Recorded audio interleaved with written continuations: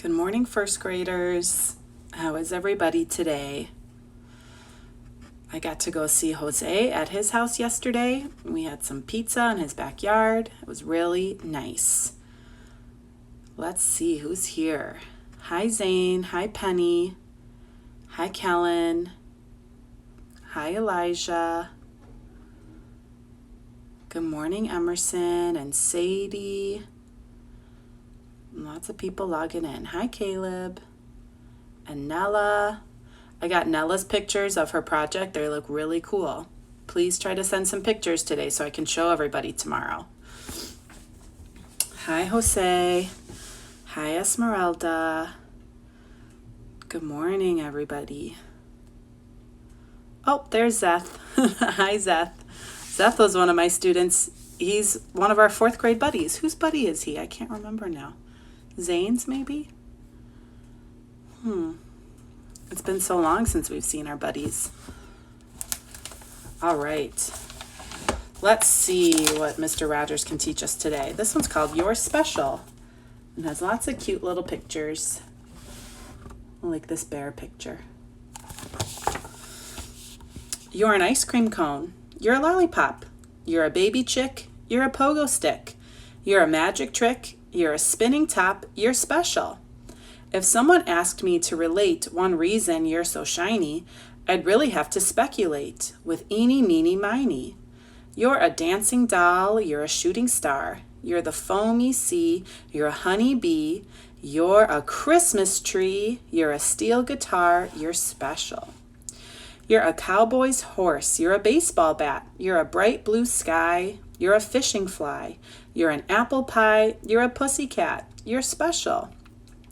If someone asked me to confide one reason you're so shiny, the only way I could decide is eeny, meeny, miny.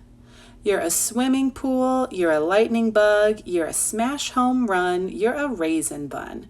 You're the noonday sun. You're a big bear hug. You're special. That's a nice one. Oh, good. I nailed it. Zeth and Zane. I thought we put those two Z's together. All right. Jair's here too. Oh, look at this one, this rainbow. I love the pictures in this book. Okay, we'll read just one more. This one, sometimes they say lyrics by and music by. That means that this is a song. And a lot of songs are really just poems. But I don't know the tune to the song, so I'm not sure how to sing it. So I'm just going to read it. Find a star. Find a star that seems just right. Wish with all your might, and then again, find a star. Don't let it out of sight. Wish with all your might again, and then find a wishbone, and find a four-leaf clover. And when the rain is over, find a rainbow. Go find a horseshoe, go find a lucky penny. Just keep on wishing away. Find a star, the same one every night, one that's shining bright and new for you. Find a star and cross your fingers tight, then your wishes might come true. Then find a wishbone and find a four-leaf clover, and when the rain is over, find a rainbow. Go find a horseshoe, go find a lucky penny, just keep on wishing anyway. Nice. Okay. All right, just a reminder before we get started, we're making sure we're being bucket fillers in our comments. And even though we can't see our friends, we're still taking care of them by not filling up the screen and only writing words that we would say to people in real life and making sure that we're taking care of each other today. Okay? All right. So we've been practicing stretching out words in syllables. And today we're going to practice a new skill. And that's putting things in ABC order. ABC order is another way, just like we've been practicing tallies and graphs, it's a way to organize information so that it's easy to find. I put things in ABC order all the time at school. Your mailboxes are in ABC order. Your files with your names on them are in ABC order, because if you're trying to look for something It helps you think of the alphabet to know where something might be. If I'm looking for Zane's papers, I'm not going to look at the front because his letter starts with the letter Z, which is the last letter. So I go all the way to the back because I know that's where the Z's were. If I'm looking for Elijah's things, I know to look at the front because his name starts with an A.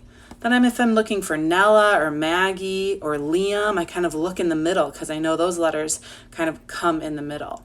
So putting things in ABC order is a really helpful way to keep things organized. So I have everybody's names here on some cards. And first we're going to just take a couple and put them in ABC order. Oh, I didn't write them backwards. Rats. Well, we'll just have to do the best we can. I bet you can recognize your names even if they're backwards. So we're going to try to put just these names in ABC order. So if I have the name Zane, I know I'm going to put Zane towards the bottom because his letter starts with a Z. I'm going to put him down here.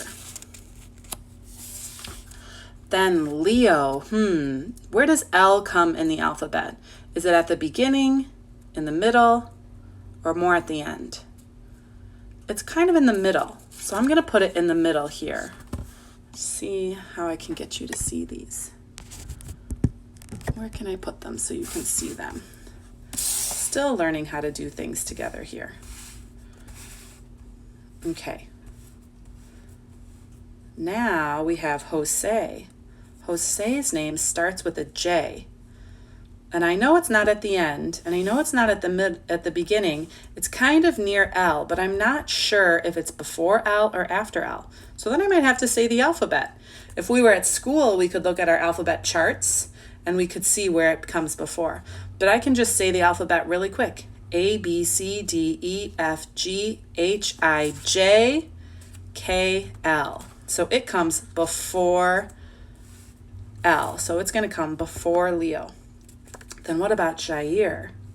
His name starts with a Y. And I know that Y comes right before Z. So I'm going to move Zane down to make room for Jair. Jair will come right before. Ooh, how about Liam? Now this one's tricky because we already have Leo. So they have the same first letters. They both start with L. So now we have to look at the second letter. Then we have to see which of these letters comes first in the alphabet, E or I. Well, I'm pretty sure it's E. It comes at the very beginning, A, B, C, D, E. So E comes before I. So we have to scooch Jose up a little bit.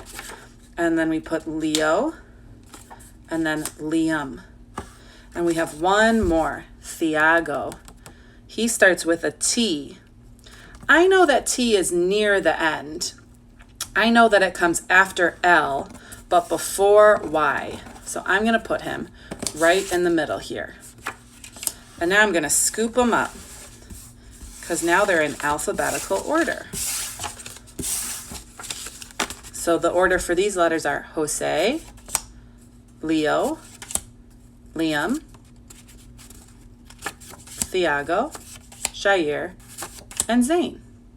Nice. So if maybe I had some information on the back, maybe books that each kid was reading, and I wanted to find which book is Jair reading.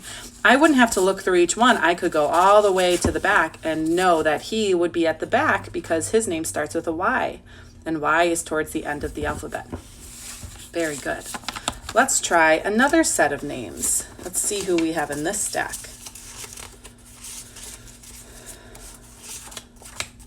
Okay. Our first name is Charles with a C. Again, I apologize, these are backwards. Where am I going to put Charles? Am I going to put him near the beginning or near the end?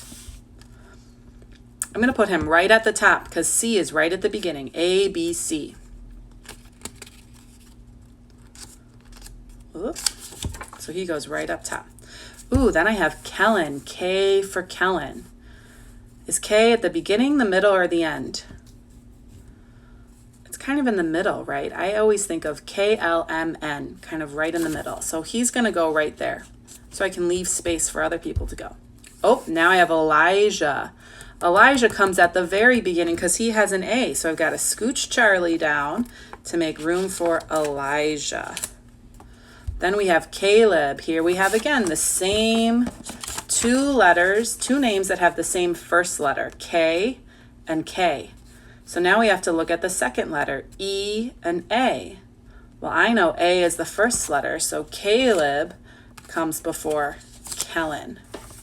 And the last name we have in this is Emerson. Emerson comes close to the beginning, right? A, B, C, D, E. So she's going to come after Charlie. So now we'll pick them up. And we have Elijah A, Charlie C, Emerson E, Caleb K-A, Kellen K-E. Now what we could do is we could put both of our piles together. And so I can pull from each pile and see which one comes first. So Elijah comes first, then I have Jose and Charlie. Well, I know Charlie comes next. Now I have, I wish you could see better, I'm sorry. Now I have Emerson and Jose. Well, I know E comes next. E, F, G, H, I, J. The next letter we have is J. After J comes K. So we have Caleb, then Kellen, A, B, C, D, E, F, G, H, I, J, K, L comes next. Guys, please, let's not yell at each other. When we're writing in all caps, that makes it seem like someone is yelling. There's no reason to yell about this activity right now. We have K, then L, then we have a big jump, L, M, N, O, P, Q, R, S, T, U, V, W, X, Y, Z. All right, but that's not everybody. We still have a few left. So we've got Maggie. I'm gonna put her right in the middle. Sadie. I know Sadie comes towards the end. L-M-N-O-P-Q-R-S. So I'm gonna put her down here. Esmeralda. I just wrote her short name. She comes at the beginning with E. Will, he's almost at the end. W-X-Y-Z. He's only fourth from the end. So he goes all the way down here, Will. But now I have to figure out where Penny goes.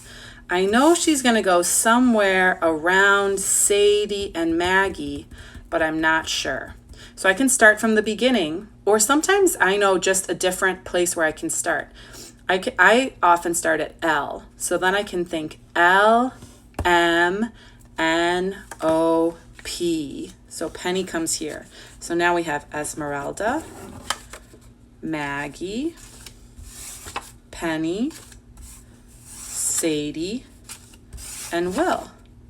But now I've got to put these inside this pack. So I have to fit Esme inside. I'm not going to go to the back because her letter comes at the beginning. I'm going to pull a few and see if I can find the right spot. I kind of look through them, right? I've got A, C. Now we have to decide, does Esmeralda come first or Emerson? M comes before S, so Emerson comes first, then Esmeralda.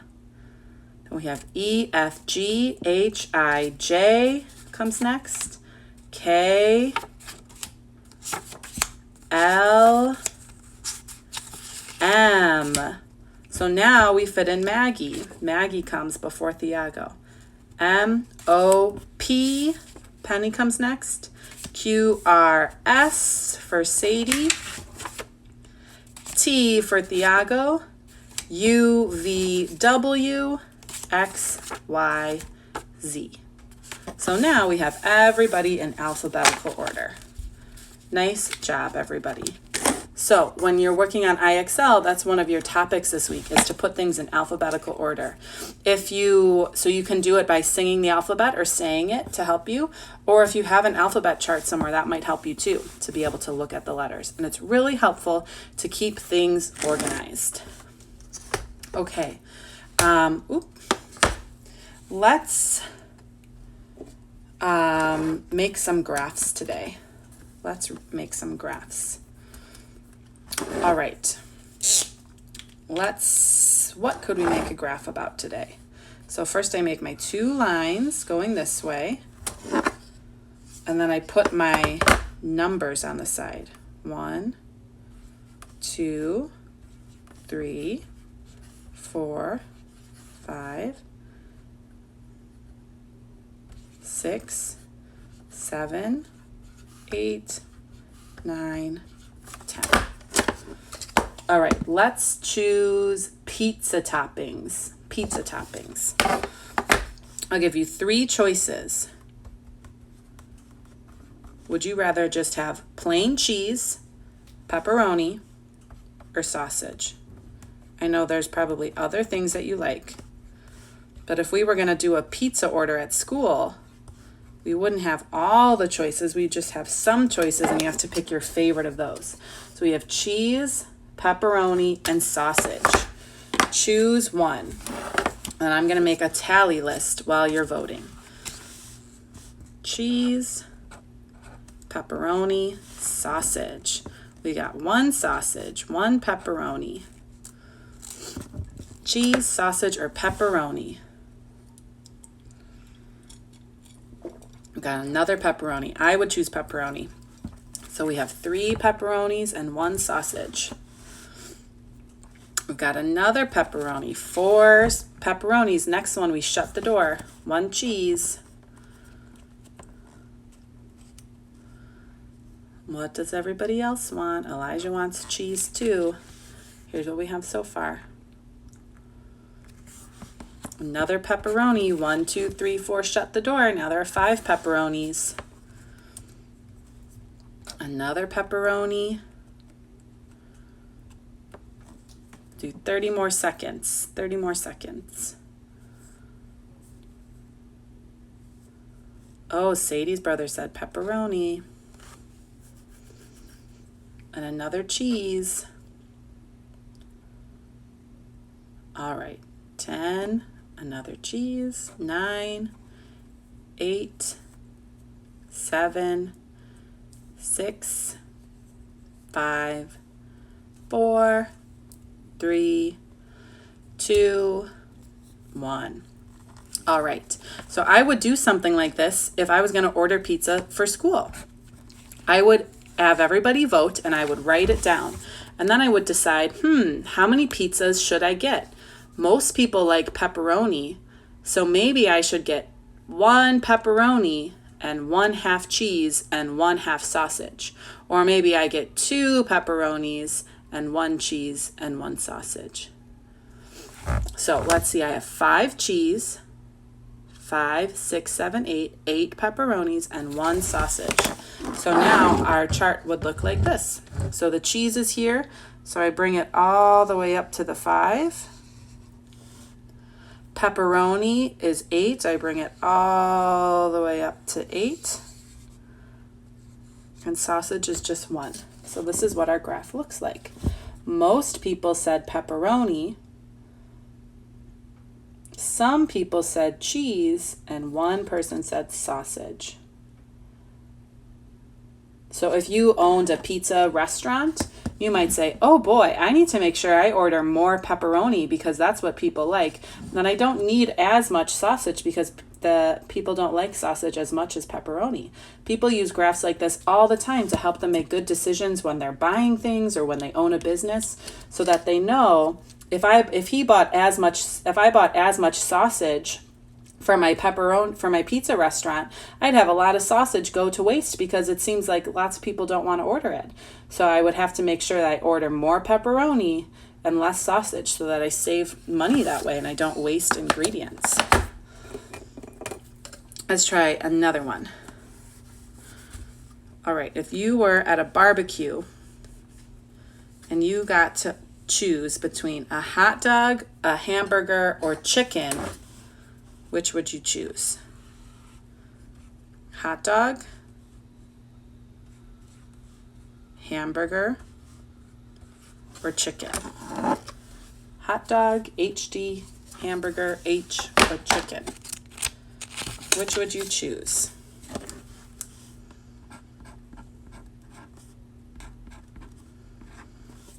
Hot dog, hamburger, or chicken? What'll it be?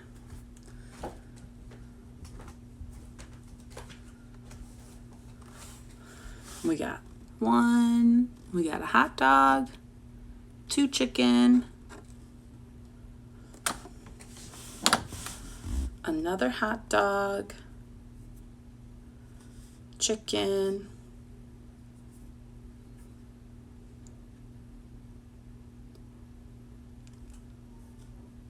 two hamburgers. I would choose hamburger too, so I'll put 3 for the 3 of us. Hot dog. Ooh, look, we're tied. 3, 3, 3. Hot dog. Who else? Hot dogs are in the lead. 4 hot dogs. We'll do 30 more seconds to choose. If you were at a cookout and you got to choose a hot dog, a hamburger, or chicken, which would it be? Make your last choice in 10, 9, 8, 7, another chicken, 6, 5, 4, 3, 2, 1. All right, look what we got. We have 6 hot dogs, 3 hamburgers, and 4 chicken. So pretty close. And a lot of our other graphs, one bar is really high and some are really small. But these will be a little more close. So hot dogs, I go all the way up to 6. Hamburger is 3. And chicken is 4. So that you can see almost the same number of people ordered chicken as hamburgers. There's only one different. Twice as many people ordered hot dogs as hamburgers. There's 6 hot dogs and 3 hamburgers. Then I could think, how many pieces of meat do I have to buy all together at the store? Well, I need 6 hot dogs plus 4 chickens. I know 6 plus 4 is 10 plus 3 hamburgers. 10 plus 3 is 13.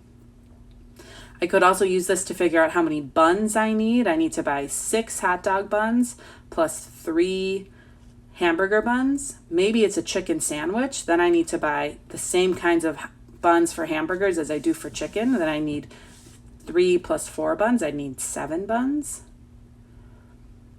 So people who are buying things and selling things use graphs all the time to make sure that they have the right kinds of things in their store that people want to buy, so that they don't waste things that people don't want to buy. Okay, I'm going to read the last section of highest. I can never remember the words. Hottest, coldest, highest, deepest. All right, so remember, we're looking for inspiration for the animals that you're inventing. Your animals are due tomorrow. Your projects are due tomorrow, and please take a picture of it and send it to me tonight so I can make a slideshow for everybody to see the pictures. I think it'll be easier to see the pictures in the whole group than everyone trying to hold it up at once. So remember, yesterday we read about these deep sea creatures and what it must be like to live down there. So here we have the world's most active volcano is in Ecuador. Since 1937, it has erupted once every 24 hours on average. That means once a day. It once erupted more than 400 times in a single day. Wow. So think about what these animals must be like to live near a volcano that's always going off. Maybe they have special padding on their paws so that the hot rocks don't hurt their pads on their feet. Who knows? The most extreme tides occur in the Bay of Fundy in Nova Scotia, Canada. There, the water level rises and falls more than 50 feet every 6 hours. So the tide means the ocean at the beach goes in and out, in and out. And when the tide is in, it fills up the beach with 50 feet of water. And when the tide is out, it goes back to a beach. And tide pools are actually something really cool if you want to Google some YouTube videos of tide pools, because they're animals that have to live inside and outside of the water. If you set your home up here when the tide is out, pretty soon water is going to come and cover up your home as an animal. So you have to make sure that your home can withstand that. People's homes also have to be built really far away because a person's home can't be in and out of the water all of the time. So animals that live in tide pools actually have really cool kind of features to help them survive. The snowiest place is Mount Rainier in Washington State. One year, more than 1,200 inches of snow fell there. Boy, I would not want to live there. I do not like snow very much. Look at this. So here's a person. This is how much it snows in New York City each year, not at one time. So about half of a person. This is how much it snows in Mount Rainier. Wow, that's wild. Think about the animals that must live in this snowy place. What do you think a lot of their fur is? It's probably white. Remember those bunnies that we learned about that changed their fur from brown to white? There's probably lots of animals that camouflage to the snow in Mount Rainier. All right, and that's the end of this book. Here it has a picture of all the places that they talked about here in it. All right, guys. So if you are working on your science project, remember you're inventing an animal that can survive in the habitat you chose last week, and it's protecting itself from a predator. The predators are all listed in the directions. So I would like you to try to finish it today so that we can all look at pictures of everybody's tomorrow. We're not going to share our projects tomorrow because when I talked to the groups, it seemed like it's frustrating for people to present things for the whole group because sometimes you can't hear, the video freezes. So tomorrow I'm just going to show the pictures, and then in your small group, you'll bring your diorama, and then it's easier to see. And then you can talk more, and people can ask you questions. It's just a little too hard in the whole group. So tomorrow, all that's due is pictures, and please send them to me today so I can put them together. Okay?